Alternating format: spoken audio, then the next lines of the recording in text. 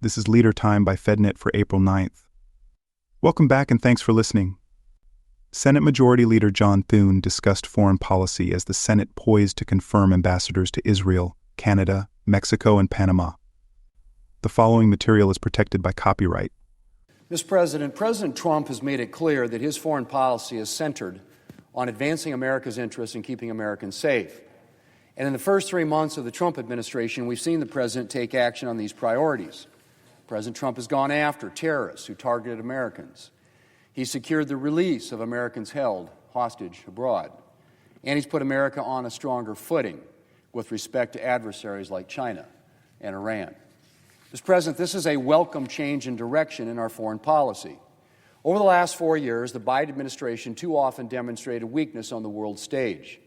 The disastrous withdrawal from Afghanistan, for example, attempts to accommodate Iran, and I could go on. And at times it seemed the administration was more interested in exporting its progressive ideology than in advancing America's interests. On President Biden's watch, the world grew more unstable. So a foreign policy focused on American strength and security is much needed at a time like this. Mr. President, this week the Senate is continuing our work to get the President's team in place by confirming a slate of nominees for ambassador postings. Yesterday we confirmed our new ambassador to Japan. Japan is host to more U.S. troops than any other country, and it's one of our strongest allies when it comes to security in the Indo-Pacific. And as China's military takes more aggressive actions in this part of the world, our relationship with Japan will only grow in importance. So I'm glad we've wasted no time in confirming an ambassador to Tokyo. Mr. President, countering China also needs to be a focus in our own hemisphere. I'm grateful that President Trump has gone after China for its role in the fentanyl supply chain. The administration is also working to strengthen our partnerships in the Western Hemisphere and ensure the Chinese Communist Party does not secure a foothold in our own backyard. And having a Senate-confirmed ambassador to Panama, which we will later today, will help advance this goal and the administration's effort to ensure the Panama Canal, a critical artery for American trade, is not under undue Chinese influence. Mr. President, later today, we'll also be voting to confirm the U.S. ambassador to Israel. The Trump administration has restored a much-needed moral clarity when it comes to our ally Israel. More than 18 months after the October 7, 2023 attacks by Hamas terrorists, Israel is still at war. Hamas continues to hold hostages in Gaza, including multiple Americans. And Israel depends on U.S. support as it fights to eliminate the terrorist threats on its borders. President Trump has made it clear that the United States stands squarely in Israel's corner. Unfortunately, the same cannot be said for our friends across the aisle. Democrats filibustered the ICC sanctions bill earlier this year after Leader Schumer refused to bring it up on the floor last year. And a number of Democrat senators continue to vote to disarm Israel in the middle of a war by blocking U.S. weapons shipments to Israel, as several Democrats did just last week. While the Democrat Party struggles to muster support for Israel, Republicans will continue to stand with our ally in the Middle East, especially in this time of war. And I know that once he is confirmed, Ambassador Huckabee will be a strong and supportive voice for Israel and for America's interests from his post in Jerusalem. Mr. President, the Trump administration is working hard to advance America's interests, and Senate Republicans are working to ensure the Trump administration's foreign policy team is put in place as swiftly as possible. And we will continue to support the President and his administration as they work to advance America's interests and secure peace through strength. Democratic leader Chuck Schumer discussed Liberation Day tariff impacts on Americans' retirement savings. Mr. President, Donald Trump's trade war has many casualties. Families will be hit with the largest tax hike in over half a century, $5,000 extra a year. Prices will go up for food and for medicine, for clothing and for furniture, for gasoline, for cars, for travel, you name it. The economy is in danger of a recession. 60% odds. Yesterday, a leading person on Wall Street said the majority of CEOs he has spoken to believe the recession is already happening. A recession means small businesses will shutter. Main streets will ossify, and all the progress we've made since COVID will disappear.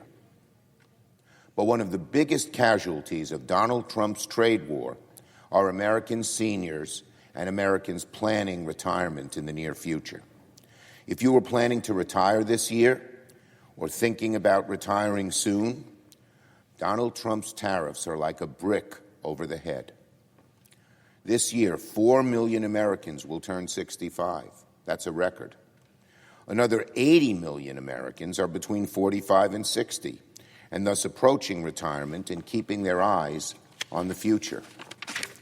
And right now, Americans are watching helplessly as Donald Trump lights their retirement accounts and their dreams of a secure future on fire.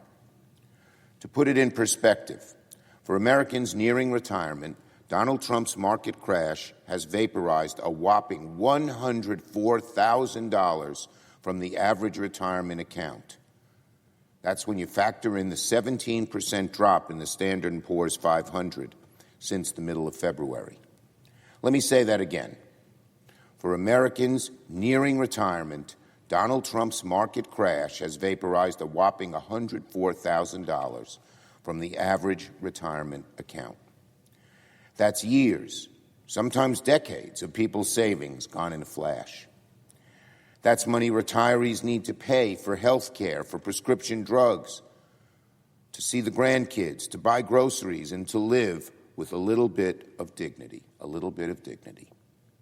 Meanwhile, as tariffs eat away at the 401ks, Elon Musk and Doge are taking a blowtorch to people's Social Security, the last safety net for Americans in retirement. They're crashing the website. They're closing down local offices. They're disconnecting services done over the phone. It's a pincer. Elon Musk, Donald Trump, and Vice President Vance continue lying about rampant fraud within Social Security without any evidence. Even Doge's hand-picked head of Social Security admitted some of their claims, like saying checks are going to 150-year-olds, are wrong, dead wrong. So Donald Trump is coming at American seniors from every direction. He's draining 401ks. He's sabotaging Social Security. He's gutting health care. He's driving up inflation. He's hitting seniors 6 ways from Sunday. Even if you're not thinking about retirement right now, things are still awful. According to Bloomberg, the chaos of Donald Trump's tariffs have more and more Americans tapping into their 401ks early. Hardship withdrawals are about 15 to 20% above historical averages. That means eating into savings at the worst possible time.